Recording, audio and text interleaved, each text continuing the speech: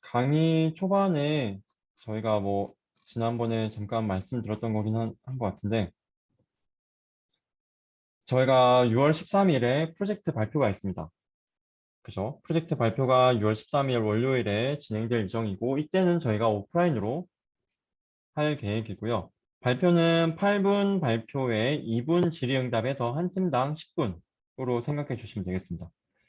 뭐 발표는 여러분 뭐 한 팀당 한 분만 하시면 되지 않을까 싶네요. 8분이 짧으니까 뭐 발표를 두 명이 나눠서 해도 되지만 한 명만 하셔도 아무 문제가 없겠습니다.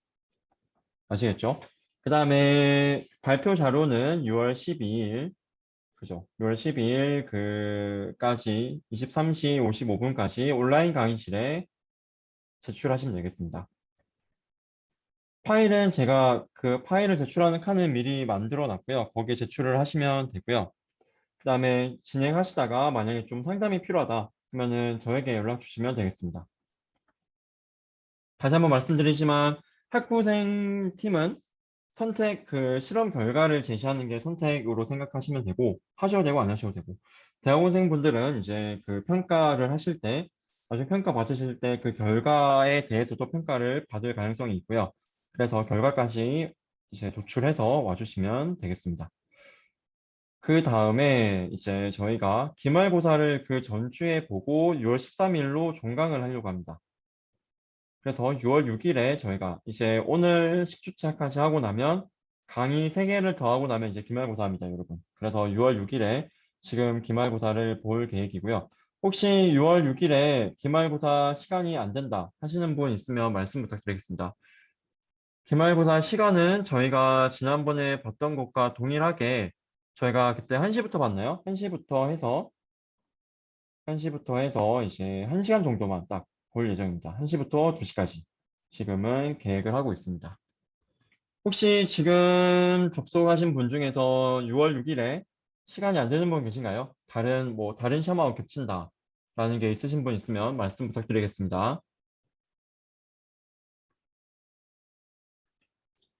아, 네. 현충일에 시험 봅니다. 네. 6월 6일에 시험 보고 그다음에 저희는 6월 13일에 발표하고 종강을 할 계획입니다. 시험은 딱 1시간만 볼 계획이고요.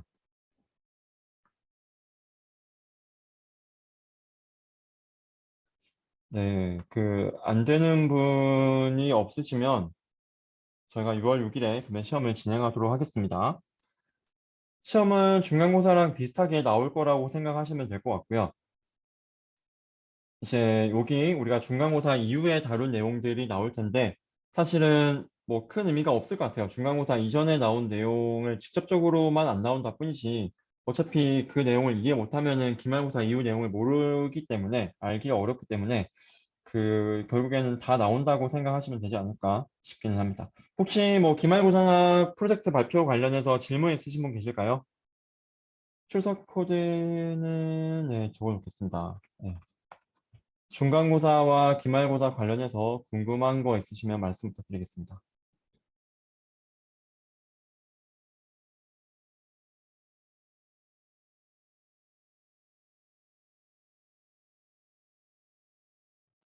교수님, 저 그 시험 관련해서 질문이 있는데요. 네, 그, 어, 이제 저번 그 동영상 강의 올려주신 거 봤을 때 되게 다양한 그 비전 관련 모델들을 소개해 주셨잖아요. 그거에 대해서 공부를 깊이를 어느 정도로 해야 되는지가 좀 궁금해가지고요. 그러니까 뭐 당연히 개인 관심에 따라서는 음, 깊이가 다르겠지만 기말고사만 한정했을 때는 어느 정도로 봐야 되는지 궁금해서 질문드립니다. 뭐 이런 것들 말씀이신 거죠? 이런 뭐 여기 나와 네네. 있는 여러 가지 구조들, 그죠? 네, 아, 지금 맞습니다. 화면 혹시 화면 공유됐죠? 아, 그러면은 저희가 이제 배운 내용들만 나오긴 할 거예요. 저희가 배운 내용들만이거나 아니면은 어쨌든 저희가 배운 내용들로 추론을 할 수 있는 내용이거나. 네. 그렇게 생각하시면 될 것 같고, 만약에 뭐 예를 들어서 저희가 뭐 배우지 않은 것들, 예를 들어 뭐 인셉션, 뭐 구글넷 버전 1과 뭐 버전 4의 차이가 뭔가, 그런 건 우리가 배우진 않았죠. 그런 거는 안 나온다는 거죠. 그러니까 예를 들어서. 네. 그런 건 안 나올 거고, 다만, 예를 들어서 뭐 여기 나와 있는 뭐 VCC나 뭐 VCC의 단점이 뭐냐, 뭐 구글넷의 단점이 뭐냐, 뭐 그런 건 또 나올 수가 있겠죠. 그런 거는 우리가 배운 내용을 가지고 어쨌든 추론을 할 수 있는 거니까.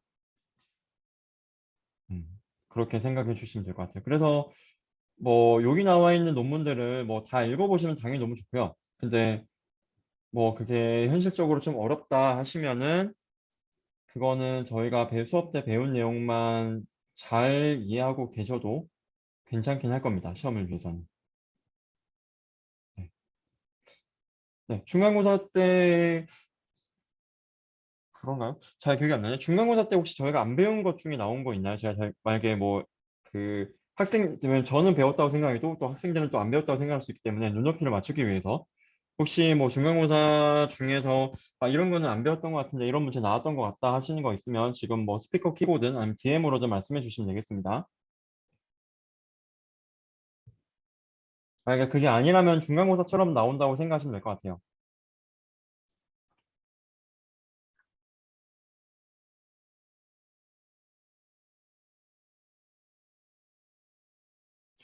네, 없으시면은 이제 수업 바로 시작하도록 할게요. 네, 오늘 그다음에 이제 오늘까지 해서 저희가 컴퓨터 비전을 마무리하도록 하겠습니다. 자, 뭐 보다 자세한 컴퓨터 비전과 관련해서도 굉장히 뭐 사실 다뤄야 되는 내용들이 더 많기는 해요. 그죠?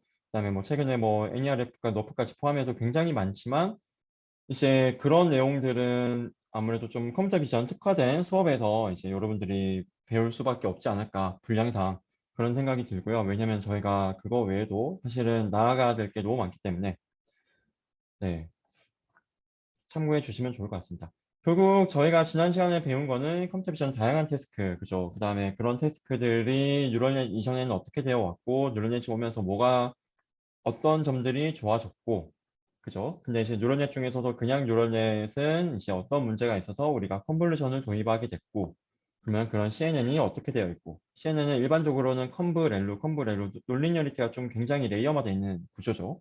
그죠? 이게 정답이라는 게 아닙니다. 이제 이런 것들을 그냥 우리는 항상 많이 썼다라고만 생각하시면 될 것 같아요. 사실은 우리가 지금 다루고 있는 내용들이 뭐 정답이다라기보다는 기존에 많이 활용되었던 모델들은 이렇다라고 정도로만 여러분들이 받아들여야 될 것 같아요. 그래야지 새로운 거를 생각하기에도 좋으니까. 그죠? 지금 배우는 게 얘가 정답이다라고 하는 순간, 논리니어리티를 매일 레이어마다 넣어야 되나? 라는 생각이 이제 갇히게 되는 거죠. 그죠? 그래서 어디까지나 그동안은 이래왔다 정도로만 여러분들이 알고 계시면 좋을 것 같고, 컨버루션이 뭔지, 패딩 뭔지, 그냥 피처맥과 리셉티브 필드에 대한 개념 정리. 그죠? 그다음에 풀링도 같이 한번 살펴봤고, 그걸 기반으로 그러면 우리가 컨버루션 배웠고, 제로 패딩 배웠고, 풀링 배웠고, 그죠? 그다음에 중간에 우리가 FC 레이어가 뭔지도 사실은 앞에서 한번 배웠고, 그러면 이제 이것들을 우리가 변형해서 어떤 다양한 구조들이 나오는지까지 살펴봤습니다. 그리고 그러한 것들이 이미지 캡셔닝과 같은 태스크, 다른 이미지 분류뿐만 아니라 다른 태스크에는 어떻게 적용되는지까지 배웠습니다. 그죠? 여기서는 이제 오늘은 컨볼루션의 일단은 여러 가지 변형들을 한번 살펴보도록 하겠습니다. 자, 우리가 컨볼루션이라고 하면은 뭐 실제로 신호처리에서는 컨볼루션보다는 지금 우리가 하고 있는 게 크로스 콜리전과 좀 더 연관이 있긴 하지만 어차피 플리핑만 된 거고 우리는 얘를 지금 컨볼루션이라고 일단 부르고 있긴 합니다. 자, 컨볼루션이라는 것을 다시 한번 살펴보면 우리가 어떻게 한다고 했죠? 이렇게 자 여기가 인풋, 여기가 이제 필터 또는 커널이었습니다. 이건 필터가 몇 개 있죠? 하나, 두 개 있죠. 그 다음에 컨볼루션이 어떻게 이루어졌죠? 자, 요렇게 해서 지금 여기로 오고 그럼 만약에 얘랑 하면은 여기로 오겠죠. 그죠? 그 다음에 정확하게는 이제 얘랑 다 해서 여기로 오는 거긴 하지만 자 이렇게 해서 컨볼루션이 이루어지고 있는 것을 봤습니다. 자 근데 한번 생각해 보시면은 여러분 컨볼루션에서 또 CNN에서 중요한 개념 중에 하나가 리셉티브 필드라고 했죠. 리셉티브 필드라는 것은 여기 나와 있는 이제 하나의 피처에 영향을 미치는 인풋 이미지에서의 인풋 차원에서의 즉 인풋 레이어에서의 이제 그 픽셀 개수로 생각을 해주세요. 그러면은 우리가 CNN이라는 것은 여러분 이 그림에서도 나와 있지만 굉장히 레이어별로 좀 계층적으로 보고 있는 겁니다. 그죠? 일단 좁은 범위부터 시작해서 그죠? 세 개씩만 고려하다가 그죠? 그 다음에는 5개를 고려하는 게 여기 나오는 거죠. 이렇게 점점 이제 하이라키컬하게 지금 만들어지고 있습니다. 자, 우리가 만약에 지금은 이건 5x5 사이즈라서 그렇고, 만약에 우리가 뭐 228, 228, 그죠? 228 by 228 이런 큰 이미지, 또는 뭐 요새는 1024 by 1024 이미지를 다루기도 합니다. 그런 이미지를 만약에 다룬다고 하면은 한번 생각해 보시면 굉장히 긴 레이어가 필요할 거예요. 그 전체를 다 담기 위해서는. 한 번에 고려하기 위해서는. 그죠? 반대로 또 컨볼루션이라는 거를 우리가 이런 이미지뿐만 아니라 사실은 타임에 대해서도 시퀀셜한 데이터, 뭐 텍스트라든지 시계열 데이터라든지 그런 곳에 대해서도 적용을 할 수가 있습니다. 시계열 데이터가 이렇게 있다. 시계열 데이터가 이렇게 쫙 있어요. 그러면은 이렇게 2개 뭐 컨볼루션, 이렇게 2개 또 컨볼루션, 뭐 이렇게 2개 컨볼루션, 또 이렇게 2개 컨볼루션 이렇게 할 수 있겠죠. 그죠? 이렇게도 할 수 있습니다. 그러면은 시계열은 사실은 또 뭐 굉장히 길어질 수 있겠죠. 뭐 10만, 100만, 1000만 되겠죠. 자, 그러면 이런 것들을 우리가 결국에는 만약에 뭐 분류하고 다 고려한다고 하면은 어쨌든 마지막 레이어 여기 가서는 좀 전반적인 걸 다 보고 싶은 거예요, 우리는. 이미지에서 레이어가 올라가면 올라갈수록 좀 전반적인 걸 보는 것처럼. 이걸 하게 좀 도와주는 게 스트라이드가 그거를 좀 더 리셉티브 필드가 좀 더 넓어지게 하는 효과도 있었습니다. 스트라이트가. 근데 이제 그거 말고 또 다른 방식이 없을까? 그게 여기 나와 있는 다일레이티드 컨볼루션입니다. 다일레이티드 컨볼루션은 어쩌면 일반적인 컨볼루션의 좀 더 제너럴라이즈가 된 일반적인 일반화된 형태입니다. 자, 이것만 봐도 무슨 느낌인지 바로 알 거예요. 그죠? 아시겠죠? 자, 그 다일레이션이 1이다. 그러면은 우리가 흔히 알고 있는 컨볼루션입니다. 근데 다일레이션이 만약에 2다. 그 순간 이제 여기 간격이 이렇게 벌어지는 거죠. 컨버전 할 때. 그러면 그동안 우린 컨버전 할 때 생각해 보시면 이미지에 이런 인접한 것들을 한 세트로 해서 우리가 컨버전 했습니다. 그죠? 근데 인접한 게 아니라 이제 스페이스 영역이 떨어져 있는 구조가 되는 거죠. 이렇게도 마찬가지고. 즉, 이 그림으로 보면은 얘가 이제 그 시계열에서 컨버전을 다루는 이제 한 가지 모델의 그림인데요. 첫 번째 레이어에서는 정말 이렇게 이웃한 거를 컨볼루션에서 하나로 뭉치고 컨볼루션에서 하나로 뭉칩니다. 얘는 우리가 흔히 알고 있는 일반적인 컨볼루션이라고 할 수 있겠죠. 다일레이션이 1일 때. 다일레이션이 2가 되는 순간 이제 간격이 1이 아니라 2가 되는 겁니다. 이렇게 벌어진 거에 대해서 더 이상 이웃한 것끼리 컨볼루션 하는 게 아니죠. 이렇게 보는 겁니다. 이렇게 되면은 굉장히 여기까지만 갔을 때도 굉장히 넓은 커버리지를 가지게 되는 거죠. 이렇게. 그죠? 점점 우리가 벌리니까. 그러면 점점 더 커버리지가 훨씬 더 기하급수적으로 우리가 레이어 올라갈수록 넓어지는 걸 볼 수가 있습니다. 이런 다일레이티드 컨버루션이 있다라는 거를 여러분들이 알고 계시면 좋을 것 같고, 그다음에 세퍼러블 컨버루션이 있습니다. 이것도 이제 굉장히 많이 쓰는, 이거보다는 뭐 뎁스와이즈 세퍼러블을 같이 많이 쓰긴 하지만요. 세퍼러블 컨버루션의 아이디어도 굉장히 재밌습니다.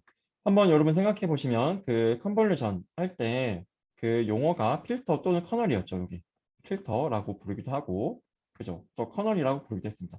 그러면 이런 필터를 보시면 우리가 뭐 항상 정사각일 필요는 없지만 보통 이렇게 3x3, 그죠? 정사각으로 우리가 필터를 만듭니다. 뭐 꼭 정사각이 아니어도 적용 가능하겠지만은 그러한 필터를 우리는 이렇게 로우 랭크로 쪼갤 수가 있다는 거예요. 그죠? 당장 요 매트릭스는 이거 곱하기 이렇게 벡터 2개 곱으로 쪼개집니다. 자, 그러면은 얘가 의미하는 게 뭘까요? 원래는 컨볼루션을 한다고 했을 때, 원래 컨볼루션 한다고 했을 때 결국에 이렇게 엘리먼트 와이즈하게 우리가 곱하잖아요. 그죠? 그러면 곱이 몇 번 일어나야 됩니까? 9번. 그죠? 근데 이렇게 우리가 세퍼러블 컨볼루션을 쓰게 되면 얘로 컨볼루션하고 나온 결과를 가지고 얘를 가지고 컨볼루션 하는 겁니다. 그러면 연산이 6번 들어가요. 6번. 줄어드는 거죠. 3번, 3번입니다. 파라미터 수도 줄고. 이게 스파셜리 세퍼러블 컨볼루션입니다. 하지만 모든 커널 또는 모든 필터가 다 이렇게 쪼개지는 건 아니겠죠. 그죠? 그죠? 모든 3바이 마치 이게 다 된다는 말은 모든 3바이 3 매트릭스는 3바이 1, 1바이 3, 3바이 1, 그다음에 1바이 3 이런 로우 랭크로 쪼개진다는 거랑 똑같은 겁니다. 말이 안 되는 거죠. 모든 게 그럴 수가 없죠. 그래서 얘가 항상 표현되는 것은 아니다. 그래서 사실은 이제 표현력에 좀 한계는 있겠죠. 얘가 표현할 수 있는 거는. 그죠? 이런 식으로 연산량을 줄이고 파라미터 수를 어떻게 하면 줄일까에 대한 게 또 한 가지 컨볼루션에서의 굉장히 CNN에서의 굉장히 큰 이슈였습니다. 지금도 마찬가지고요. 그 다음에 이제 뎁스와이즈 세퍼러블 컨볼루션이라고 되어 있는데요. 요거는 어떤 거냐면 요것도 굉장히 또 재밌습니다. 자, 우리가 컨볼루션 할 때 지금 여기 나오는 세퍼러블 컨볼루션은 지금 연산량을 줄이기 위해서 어떻게 했나요? 얘는 이제 보시면은 자, 이걸로 봅시다. 줄일 때 자, 컨버전이 자, 할 때 어떻게 지금 결국 되고 있죠? 어떻게 되고 있죠? 그러면은 지금 한번 보시면은 자, 요거에 대해서 얘랑 또 얘랑 연산이 다 끝나서 여기로 넘어오죠. 그죠? 그렇게 되고 있죠. 이렇게 되고 있는데 그래서 이거 개수랑 이제 뭐 요 개수랑 우린 또 항상 똑같아야 되고 이제 얘랑 다 끝나야지만 이 모든 연산이 다 끝나야지만 이렇게 하나의 점으로 가고 있는 겁니다. 얘가 일반적인 컨볼루션. 그리고 방금 봤던 세퍼러블 컨볼루션은 얘와 얘 사이에 그 곱이 9개인 걸, 또 얘와 얘 사이의 곱이 9개, 얘와 얘 사이의 곱이 9개인 걸 줄여주는 이거 사이의 곱을 줄여주는 거였어요. 그죠? 근데 뎁스와이즈 세퍼러블 컨볼루션은 일단 그 첫 번째 뎁스와이즈를 한 다음에 원바이원 컨볼루션 하는 겁니다. 그러면 어떻게 하냐면은 이것들이 다 뭉쳐져서 이거 하나가 나오는 거잖아요. 하나로. 다 합쳐져서. 그죠? 그게 거기서 그러면 또 바틀렉이 생길 수가 있겠죠. 이것들이 다 연산이 동시에 다 끝나야지만 여기가 값이 채워지는 거니까. 그걸 하는 게 아니라 여기 나와 있는 뎁스와이즈 세퍼러블 컨볼루션은 딱 이 그림만 봐도 감이 오실 겁니다. 사실. 이렇게 뭐 채널이 이렇게 뎁스가 이렇게 있는데 그죠? 그러면은 그 뎁스를 각각 가져와서 각각 컨볼루션 해가지고 그거를 컨캣해 주는 겁니다. 얘네들이 하나로 이렇게 합쳐지는 게 아닌 거죠. 뭐 하나로 합친다고 하면은 우리가 그죠? 하나로 합친다고 하면은 즉 이런 뎁스에 대해서 이런 이 뎁스 축에 대해서 다 이제 컨볼루션 해서 이제 하나의 값을 딱 가져오려고 하면은 이 모든 연산이 다 끝나야지면 되는 건데 이거는 그냥 병렬적으로 이렇게 쫙 가는 거예요. 그리고 컨캣 해가지고. 그래서 쉽게 생각하면은 정말 뎁스 단위로 컨볼루션을 하는 거죠. 뎁스 단위로. 아시겠죠? 뎁스 단위로 컨볼루션 한다. 그래서 원래는 이제 이거 컨볼루션하고 이거 컨볼루션하고 이거 컨볼루션하고 그다음에 이거 다 더하고 그다음에 그만큼 또 이 필터의 디멘전만큼 얘가 딱 채워지는 거였는데 이제는 그렇진 않다. 라는 점입니다. 그래서 여기서 이제 연산의 속도가 이제 굉장히 좀 이제 빨라지게 되는 거고 그다음에 여기서 포인트 와이즈 컨볼루션을 한번 해주는 겁니다. 포인트 와이즈 컨볼루션은 원 바이 원 컨볼루션이랑 똑같아요. 이 축에 대해서 결국 이제 이 축에 대해서만 마치 이제 플랫 커넥티드를 해준 거죠. 이 축에 대해서만. 요게 마치 이제 1, 2, 3, 4, 5 5디멘전을 3디멘전으로 보내주는 이제 플랫 커넥티드를 한번 곱해주는 거다라고 생각하시면 됩니다. 즉 뎁사이즈 세퍼러블 컨볼루션은 뎁스와이즈 컨볼루션 한번 해주고 그다음에 포인트 와이즈 컨볼루션 한번 해준다. 요거의 장점은 일단은 연산이 빠른 것도 있고 그 다음에 우리가 필요한 파라미터 개수가 어떻게 됐나요? 만약에 여기에서 여기로 만약에 가고 싶다. 그러면은 n by n 컨볼루션이 일단은 일반적인 컨볼루션이라고 하면은 얘랑 사이즈가 같아야 되죠. n by n by 5 컨볼루션이 5개 있어야지만 이 아웃풋이 5개 나오는 겁니다. 이 5는 여기 인풋에서 온 거. 그죠? 근데 우리가 이렇게 가면은 뎁사이즈 컨볼루션을 쓰면은 이 사이즈를 만들기 위해서 n by n짜리 컨볼루션 필터가 5개만 그냥 있으면 되는 거예요. 그러면 n by n 컨버전 걸어주고 나오고 n by n 걸어주고 나오고 n by n 걸어주고 나오고 얘가 5개면은 그냥 얘가 나오는 거죠. 그죠? 원 바이 원 컨버전은 그래도 파라미터 수가 그렇게 많이 들진 않으니까 여기서는 얘보다는 아시겠죠? 그래서 우리가 이런 장점이 있다. 뎁사이즈 세퍼러블 컨버전은 그다음 디포머블 컨볼루션도 있습니다. 이것도 굉장히 아이디어가 재밌는데요. 우리가 봤던 그 컨볼루션과 또는 다이렉트 컨볼루션도 마찬가지고 어쨌든 이런 정사각형을 우리가 유지하면서 결국 컨볼루션이 되고 있는 거잖아요. 그죠? 우리가 고려해야 되는 영역이 요렇게 여기서 이제 컨볼루션에서 이렇게 오고 여기 와서 이렇게 가는 거. 그죠? 이렇게 되고 있습니다. 자, 근데 여러분들 한번 생각해 보시면 우리가 만약에 뭐 세그멘테이션 같은 걸 한다. 그러면 사실은 컨볼루션 할 때 이제 이렇게 정사각형으로 하는 것보다 정말 이 뭐 곰인가요? 뭐 강아지인가요? 네. 이 강아지 영역에 맞게 우리가 좀 컨볼루션을 하면 좋지 않을까? 요거의 피처를 꽂기 위해서 그런 생각들이 들 수 있겠죠. 그래서 여기서는 이 그림만 봐도 또 바로 이해가 되실 겁니다. 굉장히 또 아주 직관적이고 좋은 연구였죠. 디포머블 컨볼루션은 그래서 정사각형, 그리드 형태로 컨볼루션 하는 제약에서 벗어난 겁니다. 어떻게? 그동안은 이제 우리가 이제 영역을, 컨볼루션 하는 영역을 이렇게 그리드하게, 그죠? 이제 여기를 중심으로 해서 이제 좌우 몇 개, 이런 식으로 우리가 컨볼루션 했다고 하면은 그 영역이 몇 번을 가야 되는지, 그 여기서 이제 오프셋 또는 이제 뭐 바이어스라고 부르기도 하는 건데요.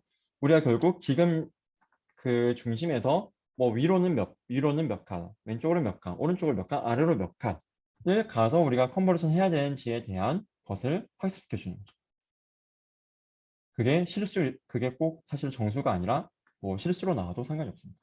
그거 뭐 보다 자세한 내용은 논문을 보시면 되겠지만 결국에는 인터폴레이션 시켜줄 수가 있거든요. 그래서 이런 디포머블 컨볼루션 같은 경우는 그리드 형태의 컨볼루션의 제약에서 벗어난 논문이다라는 겁니다. 그 다음에 이제 또 다른 거는 이런 셔플넷이라는 게 있고 여기서 제한된 게 물론 그 전에도 있었지만 그룹 컨볼루션이 본격적으로 이 셔플넷에서 굉장히 많이 좀 쓰였습니다. 자, 그룹 컨볼루션은 아까 봤던 그 뎁스와이즈 컨볼루션과 좀 유사합니다. 여기서 뎁스와이즈 컨볼루션과 유사해요. 근데 뎁스와이즈 컨볼루션 같은 경우는 한번 이제 생각해 보시면은 아직 뭐 어디까지나 뭐 좀 뭐 실험적인 좀 얘기긴 하지만은 결국에는 이 각 여기 뎁스 간에도 뭔가 연관성이 있을 거예요. 뎁스 간의 릴레이션도 있을 거고. 근데 그래서 우리가 일반적인 컨볼루션 할 때는 이렇게 연산을 한 다음에 이 뎁스별로 우리가 더해주죠. 그죠? 더해주는데 이 뎁스와이즈 컨볼루션 같은 경우는 이 뎁스 간의 인터랙션이 사실 없잖아요. 이거 하나 0번째 뎁스 가져와서 필터 걸고 나오고. 물론 마지막에 가서 한번 그냥 리니어 레이어로 한번 원바이원 컨버전 해주는 게 있긴 하지만 부족하다는 거죠. 일반적인 그 컨볼루션보다 이런 뎁스 간의 이런 이제 소통이. 그러면 이제 여기서 이제 그룹 컨볼루션이라는 거는 여기서는 이제 그 여기 나오는 뎁스와이즈 컨볼루션이 그룹 컨볼루션의 약간 스페셜 케이스라고 생각하시면 돼요. 그룹의 개수가 뎁스 개수만큼 있다 만약에 그러니까 그룹 컨볼루션 쉽게 생각하면 여기 그룹을 나눠서 요것끼리 따로 컨볼루션 또 요것끼리 따로 컨볼루션 한다는 겁니다. 그러면 그룹의 개수가 만약 지금은 그룹의 개수가 2개죠. 근데 그룹의 개수가 만약 5개다. 그러면 각각이 그룹이 되는 거니까 뎁스 하나씩의 그룹이 되는 거니까 그때는 뎁스 와이즈 컨볼루션 되는 거예요. 즉 그룹 컨볼루션은 뎁스 와이즈의 보다 일반화 형태. 즉 뎁스를 이제 그룹을 나눠 가지고 그 그룹 내에서 컨볼루션 해준다는 겁니다. G 컨버가 이제 그룹 컨볼루션이죠. 근데 여기서 이제 아까 말씀드린 이제 단점 중에 하나가 이런 뎁스와이즈도 그렇고 그룹도 그렇고 결국엔 요게 갇히게 되는 거죠. 요거끼리만 놀게 되는 거죠. 요거끼리만. 그 그룹 내에서만. 그래서 여기 나와 있는 이제 셔플넷 같은 경우는 셔플넷 같은 경우는 이제 실제로 좀 경량화를 위해서 사실 나온 친구인데요. 이런 뭐 뎁스와이즈나 그룹 컨볼루션이 일반적인 컨볼루션보다 빠르긴 하지만 이제 이런 뎁스 간의 소통이 없어서 인터랙션이 없어서 성능이 좀 떨어지는 현상이 있었습니다. 그래서 그거를 이제 해결하기 위해서 이 친구들은 셔플을 시켜줘요.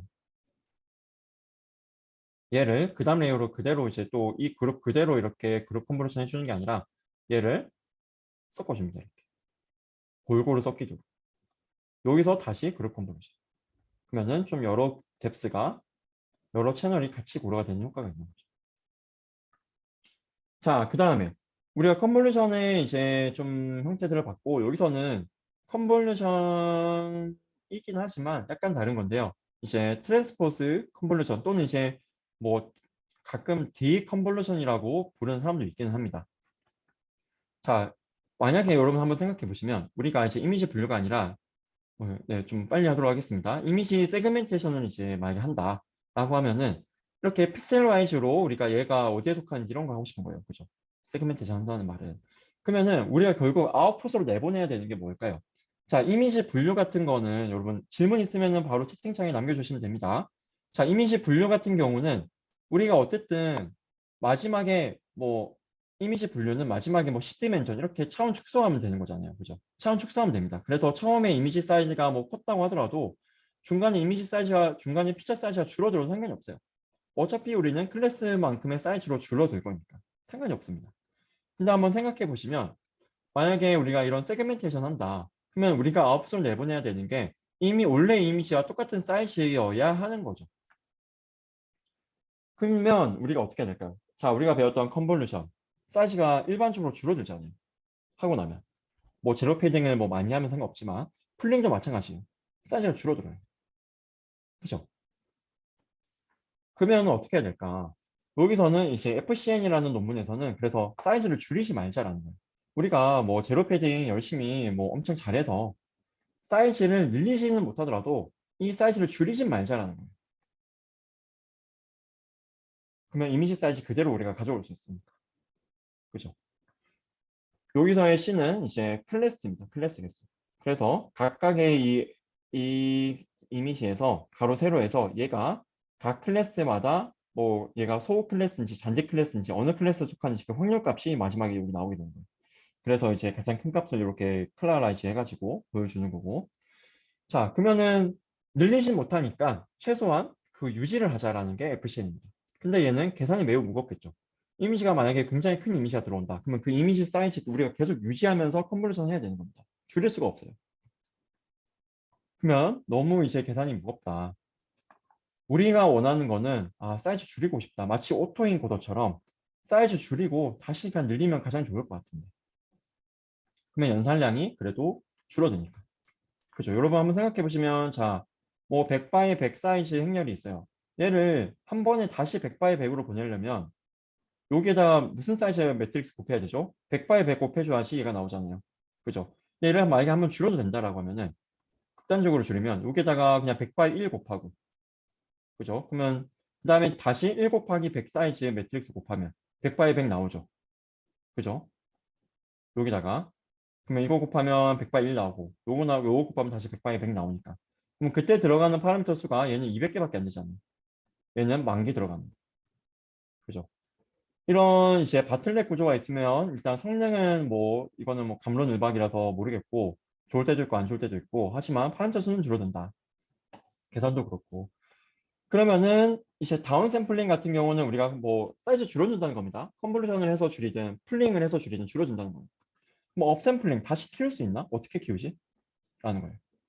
컨볼루션에서 이런 2차원이 아니라 3차원에서 그걸 할 때 도와주는 게 만약에 파라미터 없이 할 거다.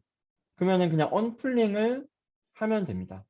우리가 맥스 풀링이라는 거는 여기에서 여기로 가는 거겠죠. 그죠? 여기에서 여기로 가는 거. 근데 이제 뭐 언풀링 같은 경우는 여기서 다시 여기로 들어갑니다. 근데 물론 얘가 1이었는데 우리는 몰라요. 얘가 만약에 맥스 풀링 했다.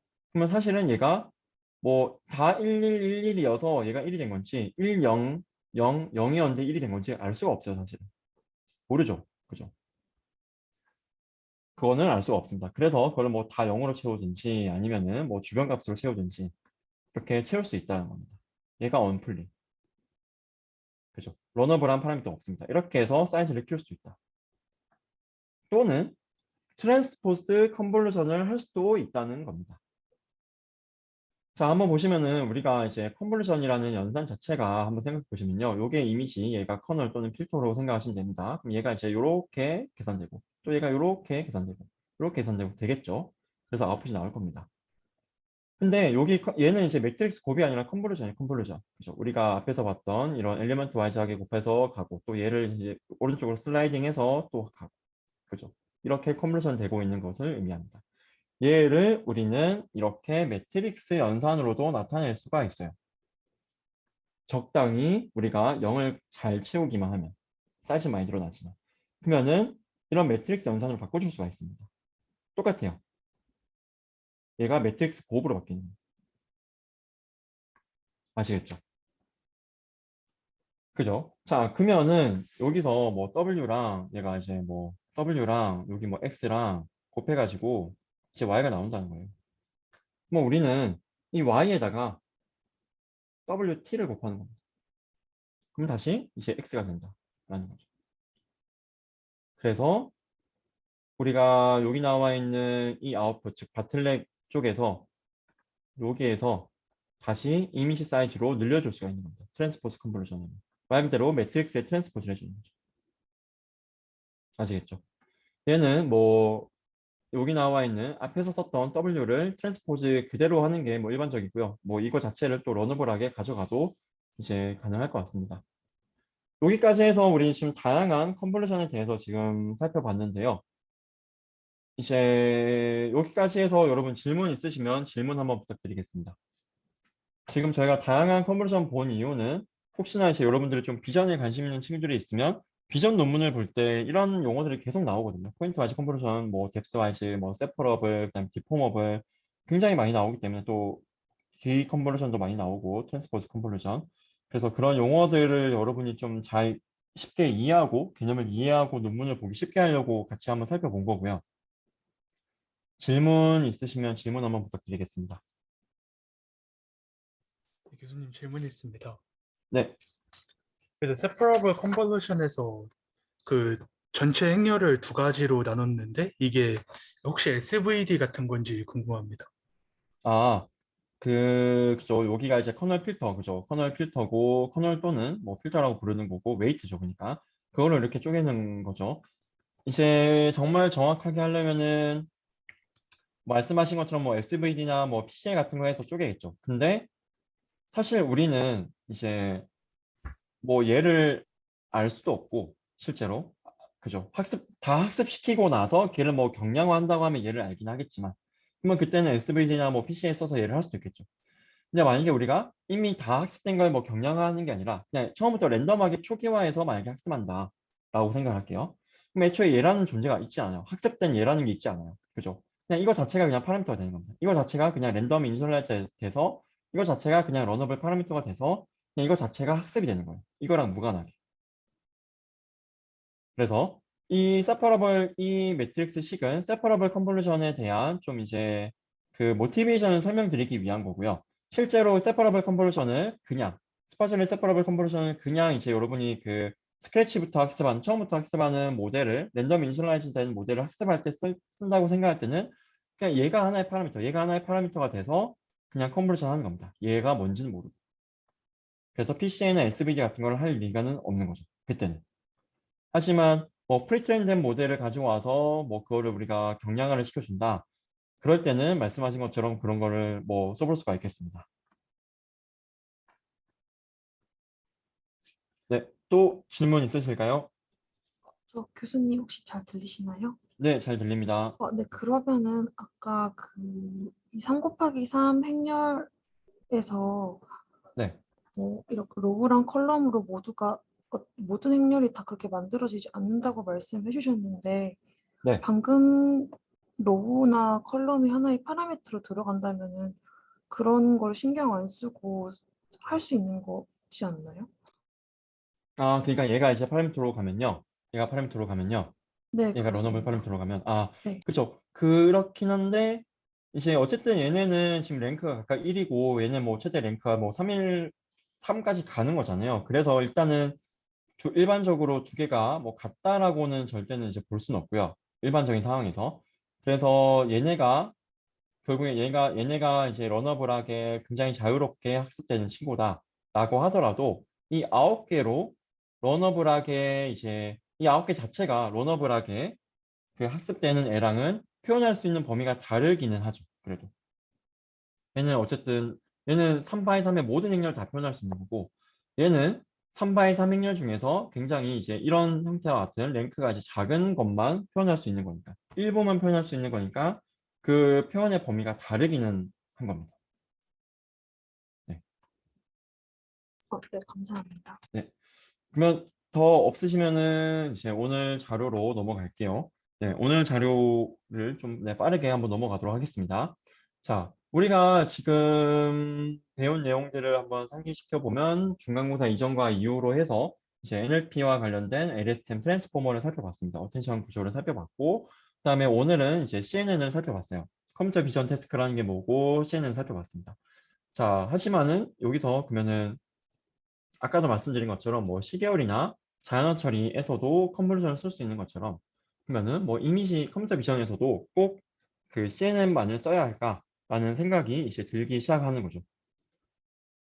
그죠? 그래서 이제 나오게 된 게 이제 VIT, 비전 트랜스포머가 있습니다. 사실은 이거 전에도 트랜스포머를 이용해서 컴퓨터 비전 태스크를 하는 연구들이 있어요. 근데 이 VIT가 유명해진 거는 성능이 너무 좋았기 때문에. 이제 다른 논문들은 이제 일반적인 뭐 레지넷과 뭐 유사하다 약간 그런 논문들이 몇 개 있었습니다. 트랜스포머를 쓰면은 일반적인 뭐 레지넷과 유사한 성능이 나온다라는 논문들은 있었지만 이런 VIT처럼 정말 그 소타, 스테이트 오브 디 아트 성능을 찍어주는 모델은 이제 있지는 않았죠. 그래서 여기 나와 있는 VIT가 이제 트랜스포머에서 이제 이미지를 활용하는 약간 좀 대표적인 모델이 지금 되었습니다. 이 VIT는 다음과 같은 논문 제목을 가지고 있어요.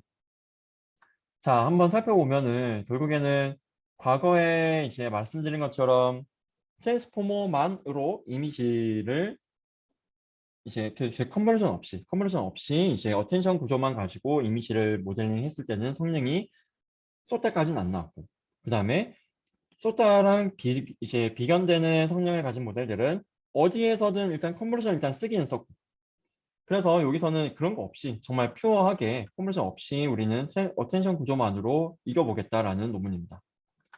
그래서 한번 보시면은 구조가 이래요. 이제 전체 구조가 이런데 말씀드리면은 이미지가 있으면 이미지를 이렇게 패치 단위로 쪼갭니다. 그 교집합이 없게 영역이 이렇게 겹치지 않게 쪼갭니다. 즉 만약에 64바이 64다 그러면은 우리가 16바이 16으로 쪼갠다고 하면은 이제 여기로 4개, 여기로 4개에서 16개의 패치가 나오는 거겠죠. 그죠? 그러면 이 16개의 패치를 여기 이제 만약에 예를 들어서 뭐 여기 나와 있는 이 패치들을 우리는 프로젝션 시킬 겁니다.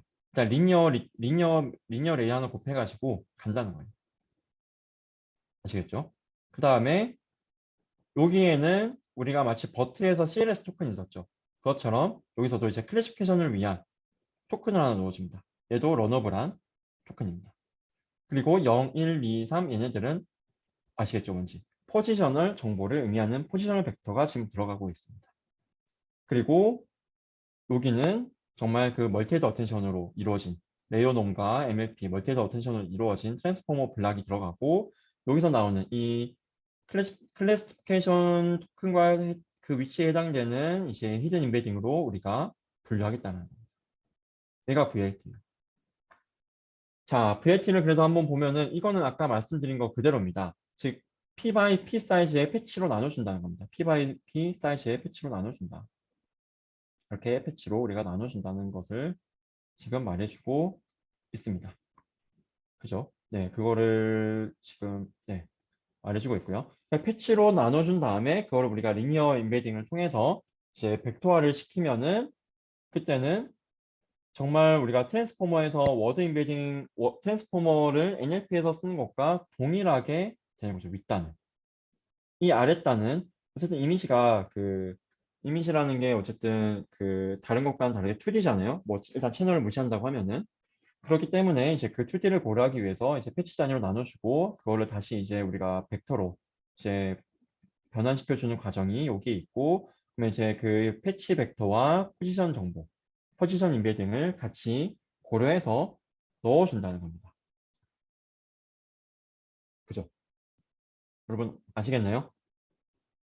그죠? 자, 그러면은 만약에 패치가 n개 있다. 패치가 n개 있다고 하면은 전체 시퀀스의 길이는 n 플러스 1개가 되는 거죠.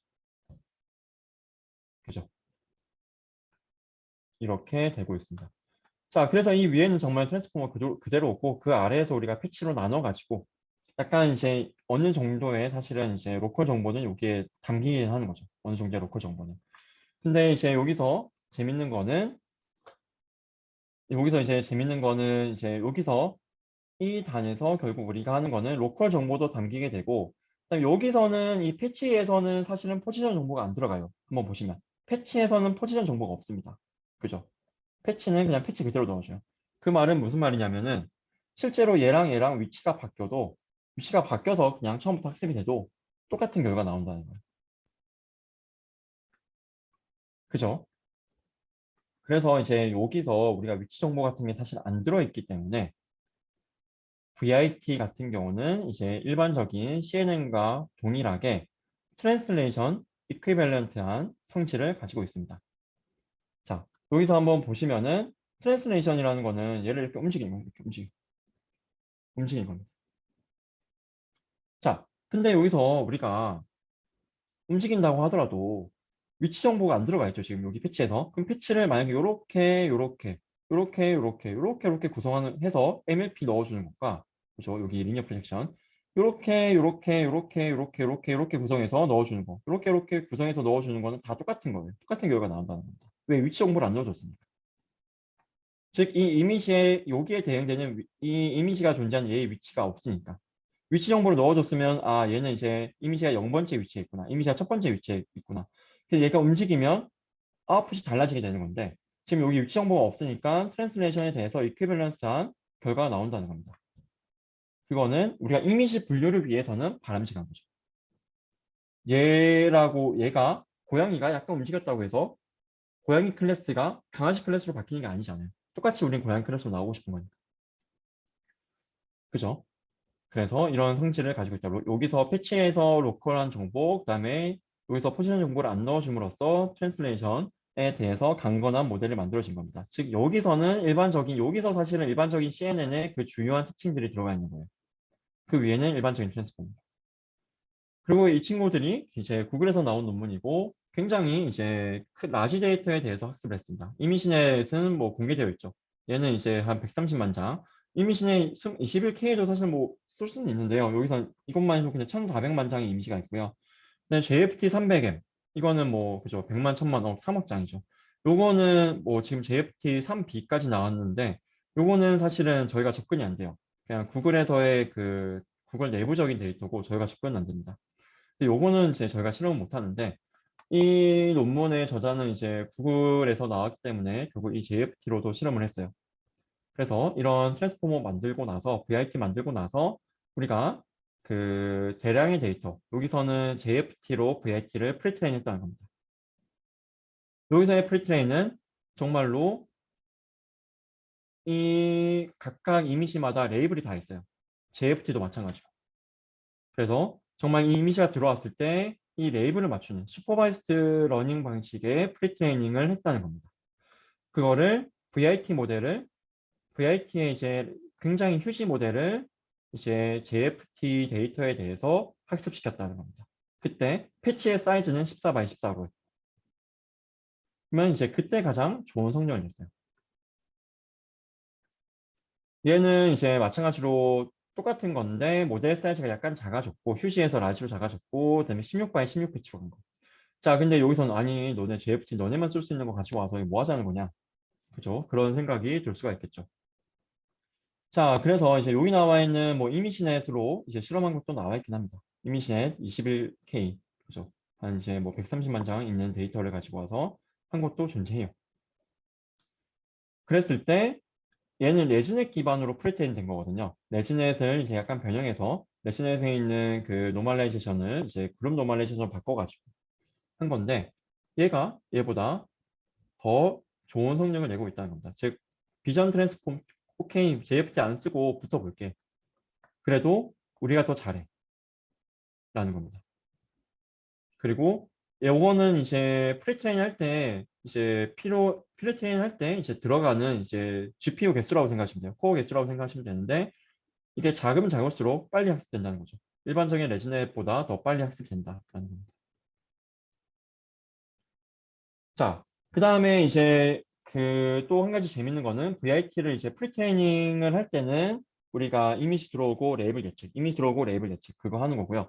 파인 튜닝 할 때, 즉 요걸로 치면은 JFT 300M 데이터로 프리트레이닝 하고 이미지넷 데이터로 파인 튜닝 한다는 겁니다. 이미지넷 데이터 한 뭐 예를 들어서 10,000장 가지고 와서 다시 한번 클래시피케이션 학습하고 나머지 데이터로 테스트한다는 거죠. 그랬을 때 성능이 이렇다는 거고, 그러면 이제 여기서 또 드는 생각이 여러분 특히 이 부분 버트 같은 경우는 한번 생각해 보시면 버트를 프리트레이닝 할 때 레이블이 필요하지 않았죠. 왜? 버트는 학습할 때 단어들이 이렇게 문장이 있으면 문장에 단어를 이렇게 마스크 씌워놓고 이 단어 뭐였게 맞춰보라는 거였으니까. 그죠? 이런 방식의 우리가 이제 골든 레이블 사람이 이제 어노테이트한 그런 이제 휴먼 레이블 없이 우리가 학습하는 셀프 슈퍼바이스 방식으로 버트는 학습이 됩니다. 마스크 씌워놓고 뭐게라고 우리가 문제 내고 우리가 맞추는 거죠. 자, 여기 나와 있는 VIT는 지금 근데 그걸 어떻게 했죠? 그거를 슈퍼바이스드로 했습니다. 프리트레이닝을. 클래스 이미지 들어오고 그 이미지에 대한 레이블 예측으로 갔죠. 그죠? 그거를 이제 마찬가지로 셀프 슈퍼바이스 방식으로, 즉 결국 얘네가 패치 놓는 다음에 그러면은 마찬가지로 패치 예측하게 하면 되는 거 아니냐. 패치 일부 마스크 씌워놓고 버트랑 동일하게 그거를 했다는 겁니다. 그렇게 프리트레이닝을 하고 파인 튜닝 했을 때도 성능이 좋았다고요. 다만 이제 얘네가 원래 했던 그 슈퍼바이스드 방식에 정말 레이블을 예측하는 방식에 이제 프리트레이닝 방식보다는 성능이 안 좋았다. 셀프 슈퍼바이스드로 프리트레이닝 라는 내용입니다. 자, 그 다음에 나온 논문이 DIT라는 논문인데요. 이 논문은 이제 페이스북에서 나왔습니다. 이 논문은 이제 뭘 이제 노리고 있냐면 VIT랑 구조가 달라진 건 없어요. VIT랑 구조를 그대로 가져갑니다. 근데 데이터 이피션트하게. 왜? VIT 너네 좋은 거 알겠어. 너네 그리고 뭐 이 정도로 좋은 성능 낸 건 알겠는데 정말 이 극한의 좋은 성능 내려면 너네 JFT 300M 너네만 갖고 있는 데이터로 해야 되는 거 아니냐. 이거 너네 공개도 안 해주면서 그리고 너무 크지 않냐 이 데이터가. 우리가 이 이미지의 데이터만으로 물론 얘도 굉장히 크긴 하지만 얘에 비하면 굉장히 작긴 하죠. 그죠? 얘는 3억 장. 얘는 그래도 우리가 한 1,400만 장. 그죠? 훨씬 적긴 하죠. 30분의 1이니까. 그래서 이것만 가지고 우리가 학습했을 때도 좋은 VIT 성능을 얻으려면 어떻게 해야 될까에 대한 논문입니다. 그게 이제 DIT라는 거고 모델 구조는 VIT랑 동일합니다. 근데 여기서는 이제 디스틸레이션이라는 컨셉을 이제 도입을 해서 해결하는데요. 네, 디스틸레이션 같은 경우는 이제 14년도에 이제 그 힌튼 교수님이 처음 소개를 했습니다. 어떤 거냐면 이렇게 큰 모델을 하나 만들어 놓고 그다음에 작은 모델, 큰 모델을 미리 다 학습시켜 놓습니다. 큰 모델을 이제 잘하도록 학습시켜 놓고 그다음에 이 큰 모델과 유사한 성능을 내는 작은 모델을 만들고 싶어요. 스턴트 모델. 그때 우리가 스턴트 모델이 이제 이미지 하나를 그러면 이미 학습된 모델에 넣으면은 그 학습된 모델의 아웃풋 프레딕션 값이 나오겠죠. 그거를 레이블로 쓰는 겁니다. 스턴트 모델. 스턴트 모델은 이미지를 넣었을 때 얘를 예측하 들어가는 거예요. 티처가 내뱉은 거예요. 아시겠죠? 그게 처음 디스틸레이션의 이제 그 첫 버전이었고 그게 여기 나와 있는 거. 아웃풋을 가져와서 스턴트 모델이 그러면 이제 그 아웃풋을 예측하도록 하는 거예요. 근데 이제 그거를 변형들이 나왔습니다. 아웃풋만 할 필요 있냐? 중간에 히든도 맞춰주자. 그 다음에 여기서는 데이터 하나 넣어주고 데이터 하나의 반응을 이제 맞춰주지 말고 데이터 2장, 뭐 3장 넣어주고 그 2장, 3장 간의 관계. 즉 여기서 나온 인베딩, 여기서 나온 인베딩, 여기서 나온 인베딩 그 거리가 나오겠죠. 예를 들어서 그 거리가 비슷해지도록. 그러면 이건 데이터들 간의 관계가 비슷해지도록 그 관계를 학습하도록 하자. 릴레이션 베이스드 디스틸레이션도 나왔습니다. 이렇게 되고 있고 DIT는 그거를 쓴다는 거예요. DIT 구조가 이렇게 생겼는데요. VIT랑 똑같은데 하나가 달라요. 디스틸레이션 토큰이 들어갑니다. 토큰이 원래 자 여기까지만 있었으면은 VIT. 근데 디스틸레이션 토큰이라는 마치 그거예요. 클래스 토큰을 여기 넣어주면은 얘도 학습이 되면서 아 얘는 그냥 클래시피너를 쓰겠다라는 그걸 이제 우리가 명시하는 거였죠.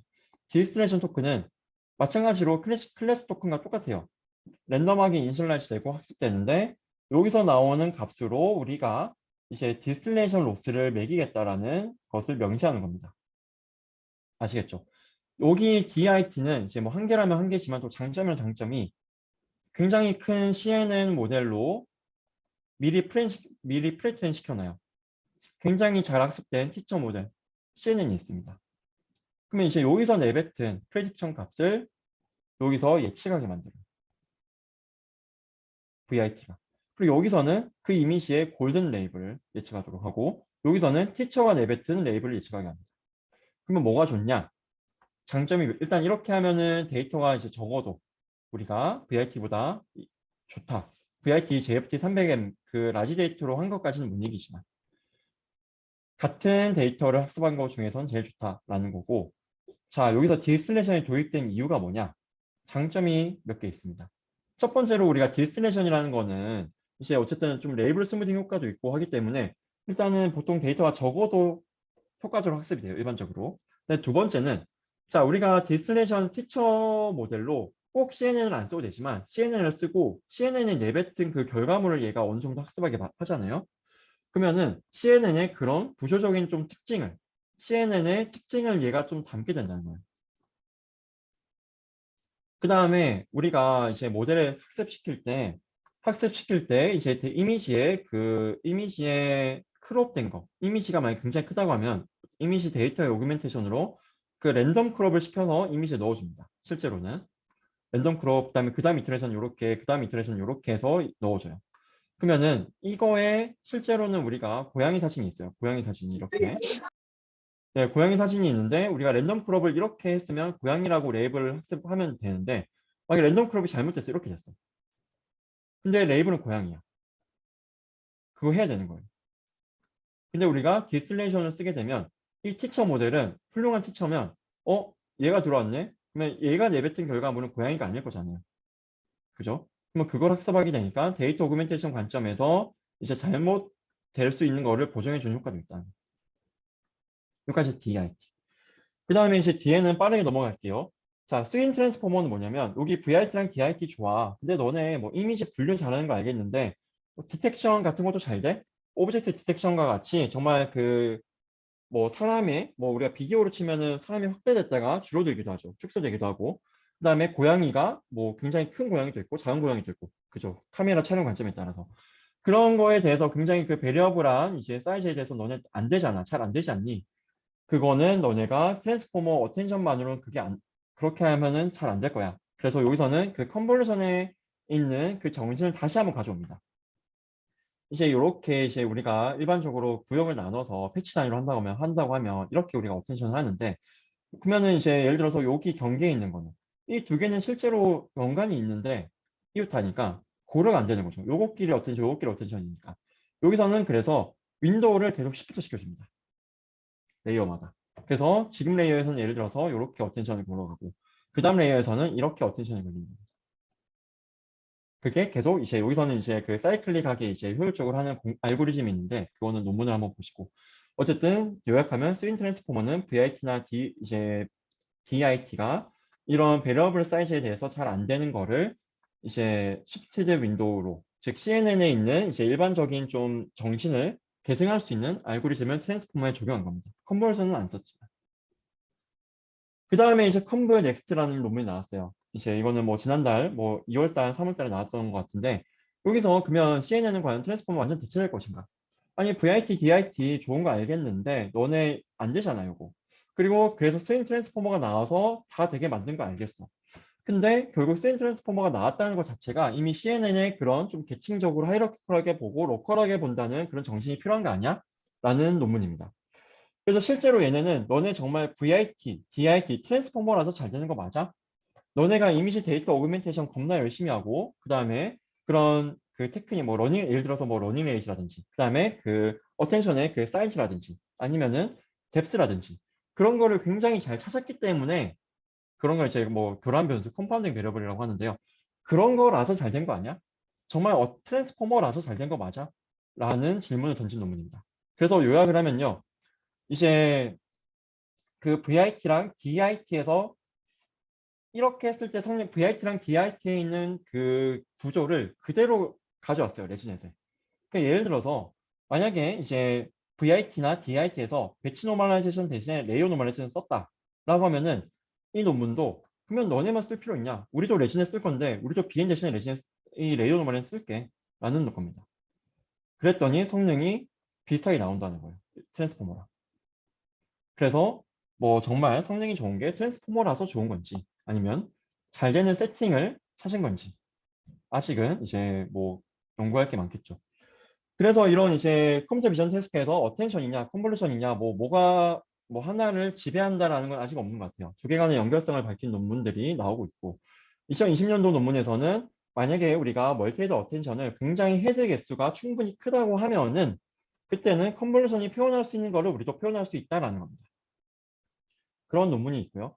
하지만 여러분 한번 생각해 보시면 표현할 수 있다고 해서 항상 좋다는 건 아니에요. 왜냐면은 W my weight 매트릭스였어요. 얘가 러너블합니다. 그럼 사실은 얘가 알아서 뭐 0, 이런 스파르스 0으로 학습이 되면 굉장히 스파르스한 매트릭스로 표현이 되는 거죠.